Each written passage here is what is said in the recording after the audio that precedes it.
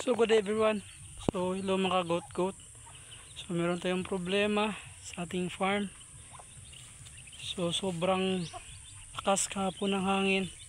So meron ko ipapakita sa inyo kung ano nangyari sa ating mini farm. So ito.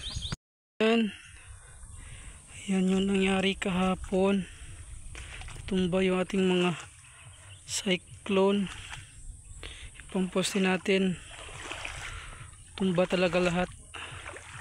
Sobrang kawawa. So wala naman problema kasi ngayon nagkuha tayo ng pagkain ng mga alaga nating kambing. So papakita ko sa inyo kung anong kinuha natin kanina. So tingnan natin. Ito pala yung nakuha natin kanina na pear grass. Tsaka yung paborito nila rin suni. So ayan. So busog naman sila. Kasi di tayo pwede makalabas kasi sira yung bakura natin. So nagkumpay lang muna tayo ngayon.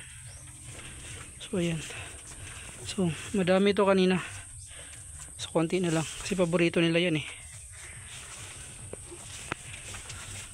Nyo.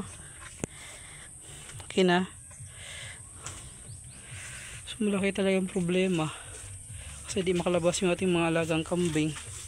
So ito lang yung paraan